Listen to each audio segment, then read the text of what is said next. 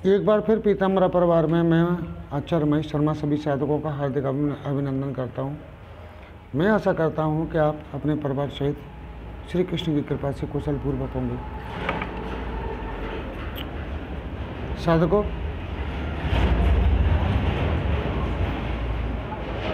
कल जो एक वीडियो डाला था, आप सभी लोगों ने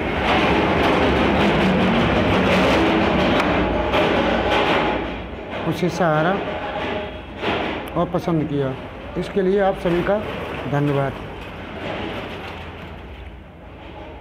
साधकों, ये भी वीडियो डाल रहा हूँ, इस वीडियो का माध्यम केवल एक ही है जो मैं आपको बताने जा रहा हूँ। मेरे पास 2-4 मैसेज रोज़ आते हैं, फ़ोन भी आते हैं कि साधना मेरे पास साथ में करने की। साधक लोग चाहते हैं कि मेरे सानिध्य में रह के साधना करना चाहते हैं। साधक लोग, अच्छी बात है ये कि मेरे साथ में रह के सानिध्य में रह के साधना करें और वो सफल हों, ये बहुत अच्छी बात है। लेकिन उनका सोच और मेरी सोच एक ही है, लेकिन उसमें एक फंडा रहता है। जो मेरे पास साधना करने की सोचते हैं उसमें एक पेच रहता है, और उस जो फंडा है उसमें, उस फंडे को ये लोग समझने की कोशिश नहीं करते हैं। अब मान के चलिए, मैं अब यहाँ बताता हूँ, मान के चलिए कोई भी बंदा मेरे पास साधना करने आता है और मेरे घर में तो जगह है नहीं, मुझे किसी आश्रम में ले जाके उसे साधना करानी पड़ेगी। तो जब आश्रम में जाके 2 लोग रहोगे तो भैया वहाँ खाने पीने का तो जमा करना पड़ेगा, नहीं करना पड़ेगा? कम से कम 11,000 रुपये जमा करने पड़ेंगे तुम्हें, जिसमें तुम्हें कमरा मिलेगा और खाना पीना मिलेगा और रहने के लिए मिलेगा, जहाँ तुम बैठ के साधना कर सकते हो। ये बात हो गई, ठीक। अब दूसरी बात आती है, जब मैं तो अपना घर और अपना ये क्लिनिक छोड़ के तुम्हारे पास में साधना करने जाऊँगा और आपको साधना कराऊँगा, तो भाई मुझे भी तो कुछ चाहिए।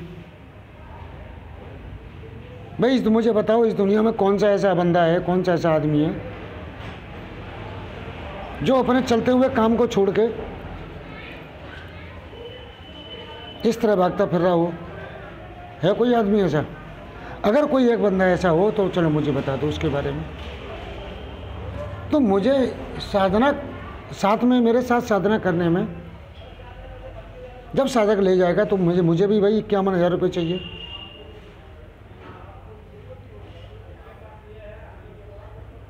क्योंकि मेरा क्लिनिक छूटेगा, मेरा काम छूटेगा। अगर इस बेस पे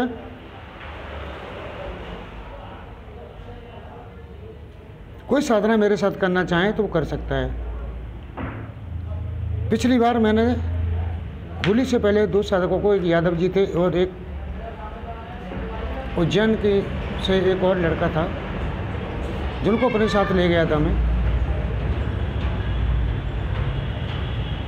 तो हमें मालूम है हमने कितनी बड़ी विपत्ति सही, और मेरा 17 दिन में 6 किलो वेट गिर गया वहाँ जाके।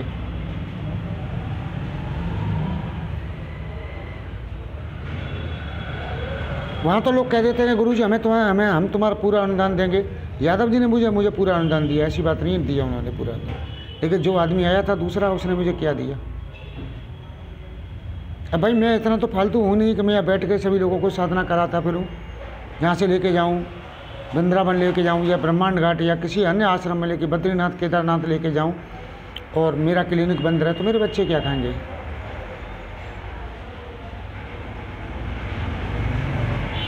अगर साधना के अनुदान वाली बात आती है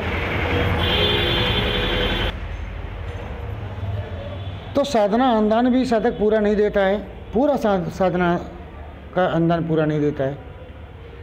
घर में कितना भी उसके घर में रखा है, फिर भी गुरुजी हमारे पास नहीं है, हम मर गए, हम भूखे मर गए, हमारे पास नहीं है, ये कंडीशन चलती है। इसीलिए मैंने साधना का जो अनुदान है वो फ्री कर दिया, वो साधना की दीक्षा शिक्षा फ्री कर दी मैंने। केवल गुरु अनुदान बाकी रह गया। अब गुरु अनुदान पर भी ये कंडीशन कर रहे हैं लोग कि गुरुजी हमारे पास तो ये भी नहीं है। अब बताओ क्या करें? पहली बात। दूसरी बात, उनके पास ये भी नहीं है, प्लस वो मेरे साथ में रह के साधना भी करना चाहते हैं। अब भैया मैं कहाँ से उन्हें रोटी खिलाऊँ, आश्रम में पैसा जमा करूँ, कहाँ रखूँ, अपने काम को छोड़ के कहाँ जाऊँ, कैसे जाऊँ? तो साधकों, मेरे सामने ये लोग दिक्कत पैदा करते हैं, तो ये लोग दिक्कत पैदा ना करें, इसलिए मैंने ये वीडियो डाला है। अब दूसरी बात मैं आता हूँ, वो पहली बात मैंने कह दी, दूसरी बात पर मैं कहता हूँ जो भी मेरे साधक मैं अपने एक वीडियो में पहले भी कह चुका हूँ इस बात को, कि जो भी साधक मेरे साथ में साधना करना चाहते हैं वो पहले दीक्षा लेके जाएं, और मैं मैसेज भी करता हूँ दीक्षा लेके जाएं, और 1 महीने प्रथम चरण अपने में बैठ के साधना करें, जिससे वो कुछ सीख लें। अब जब वो कुछ सीख जाएंगे तो फिर मैं उन्हें यहाँ बैठा के अपने पास बुला के अनुदान लेके साधना करा दूंगा उन्हें। अब तुम सीधा सीधा मेरे पास आओगे तो भैया मैं तुम्हारे पैसे मैं तुम्हें कहाँ तक और कब तक सिखाऊँ, कितना पढ़ा रहूँगा तुम्हारे पीछे घर को छोड़ के? बताओ, 1 महीने, 2 महीने, 4 महीने, कितना पढ़ा रहूँगा मैं? दीक्षा लेके आप साधना करें अपने घर पे बैठ के तो कुछ इतना सीख के आ जाओगे, 60% तो सीख के आ जाओगे, 50 तो मेरे पास आओगे, 40 तो आ जाओगे।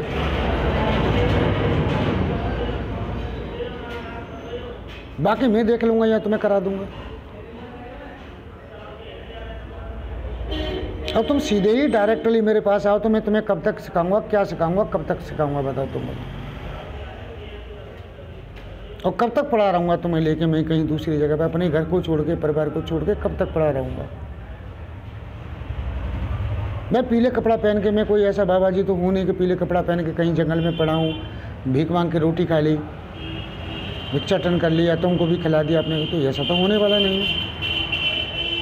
तो साधकों, ये चीज़ें बहुत ही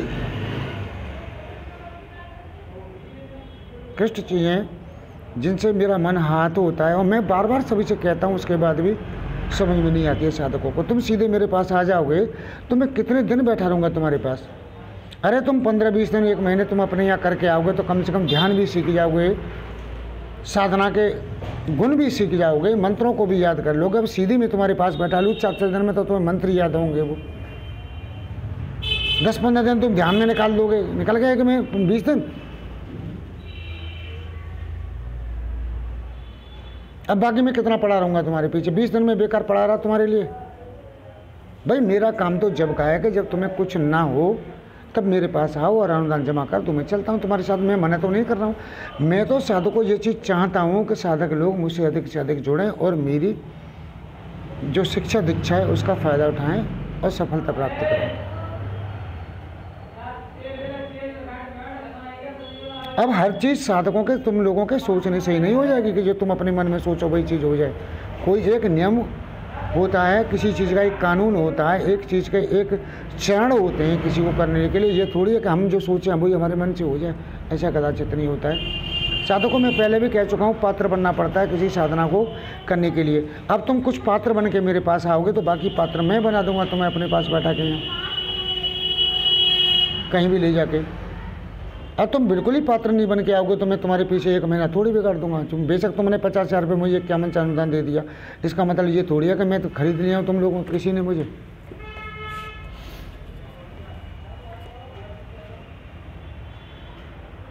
जब साधना सिद्ध नहीं होती है तो मुझे भी दुख होता है, ऐसा देखो किसी की, मुझे भी बड़ा कष्ट होता है यहाँ से। और साधना सिद्ध क्यों नहीं होती है? केवल अपात्र की वजह से। पात्र बनने की कोई कोशिश नहीं करता। मैं कई बार वीडियो में कह चुका हूँ, क्षेत्र और क्षेत्रज्ञ के बारे में जानकारी दे चुका हूँ कि जैसे क्षेत्र हमारा शरीर है और क्षेत्रज्ञ हमारी आत्मा है। जब हम जैसे किसान अपने फसल बोने से पहले खेत को नराई गुड़ाई पानी परिवट आदि करता है, इसी तरह इस साधना से पहले शरीर को नराई गुड़ाई परिवट आदि करनी पड़ती है, तब यह साधना लायक होता है साधकों। अब तुम सीधे सीधे मेरे पास आके यहाँ बैठ जाओ और तुम्हें कब तक सिखाऊंगा तुम्हें? सीधी बात तो ये है देखो साधकों। अच्छा तो मुझे बताओ, मैंने इस बात में कौन सी बुरी बात कही? कोई बुरी बात कही हो तो मुझे कमेंट करके बताएं, अच्छी बात कही हो तो कमेंट करके बताएं। मान के चलिए कोई बच्चा हाई स्कूल इंटर में पढ़ता है या कोई भी कर रहा है और किसी ट्यूटर के पास जाता है तो वो पहले देखेगा ये कुछ आगे थोड़ा सा जानता है तो कुछ आनंद उसमें इंटरेस्टिंग होगा पढ़ाने के लिए। वो बिल्कुल ही नहीं जानता है तो फिर उसकी OLMTT को कब तक सिखाएगा बताओ, ABCD को कब तक सिखाएगा कोई भी ट्यूटर। तो साधकों पहले आप दीक्षा लो, दीक्षा लेने के बाद में घर में बैठ के साधना करो, 1 बार करो, 2 बार करो, यह नहीं होती है तब फिर मेरे पास आ जाइए। मैं ये वीडियो इसलिए बना रहा हूँ साधकों के, देखो तुम पैसा दोगे मुझे और उसके बाद भी तुम्हें यहाँ से साधना नहीं हो, असफलता मिले तो मुझे भी कष्ट होगा, तो सबसे बड़ा तुम्हें भी कष्ट होगा, क्योंकि पैसे के पैसे गए और साधना भी सफल नहीं हुई। तो साधकों कष्ट तुम दोनों की तरफ ही होगा, मुझे भी कष्ट होगा। तुम ये मत सोचो कि मेरे 50,000 या 51,000 तुमने दे दिए उससे मेरा कुछ हो गया, उससे ज़्यादा मेरे यहाँ क्लिनिक पर नुकसान हो जाएगा। 1 महीने में जो मेरे पेशेंट किसी दूसरे डॉक्टर के नीचे टच हो गए जाके वो दोबारा लौट के फिर मेरे पास कभी जीवन में नहीं आएंगे।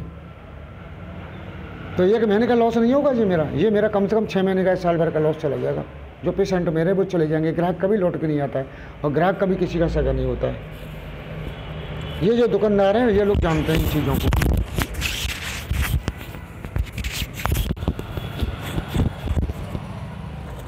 तो साधकों मेरे पास जो साधना करना चाहते हैं, मैं मना ही नहीं करता हूँ किसी साधना करने के लिए। मैं चाहता हूँ मेरे पास आइए, साधना करिए, लेकिन उससे पहले कुछ योग्य बन के आइए मेरे पास, तो मुझे भी अच्छा लगेगा, मैं बुलाने में भी अच्छा लगेगा और मुझे कराने में भी आप लोगों को अच्छा लगेगा। और जब योग्य बन के आप मेरे पास नहीं आओगे तो न तो मुझे ही अच्छा लगेगा, ना आपको करने में अच्छा लगेगा। आप कब तक अब रोटी खाने के लिए आ रहे हो पैसा दे के, तो बड़े आराम से रोटी खाओ, यहाँ पड़े रहो आश्रम में और रोटी खाते रहो और पैसा देते रहो, फूकते रहो। लेकिन मुझे तो टाइम नहीं है।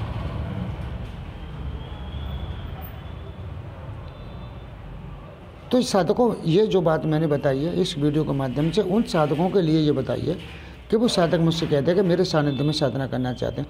साधकों उनके लिए दोबारा फिर मैं इसी बात को रिपीट करता हूँ। एक बात शायद तुम्हारी समझ में नहीं आ रही हो, पहले आप दीक्षा लीजिए। इसका एक नियम है, एक प्रक्रिया है इसकी। एक आप दीक्षा लें, दीक्षा लेके आके दीक्षा ले जाएं, दीक्षा लेके आप 1 बार 2 बार करें, उसे नहीं होता तब मेरे पास आइए और अनुदान जमा करा दीजिए और मैं साधना कराऊंगा। फिर आपको देखते हैं हम फिर कैसे सफल नहीं होती है। फिर वो तुम्हारी जिम्मेदारी नहीं है, वो जो मेरी जिम्मेदारी बनती है कि मैं देखता हूँ कोई साधना तुम्हें कैसे सफल नहीं होती है। ये इनके प्रकार है, मुझे उसे सिद्ध कराना है तुम्हें, लेकिन कराना किसे, पात्र को, कुपात्र को कभी कुछ नहीं मिलता है। साधकों ईश्वर और गुरु कितने भी बड़े समर्थवान हों, लेकिन करना शिष्य कोई पड़ता है।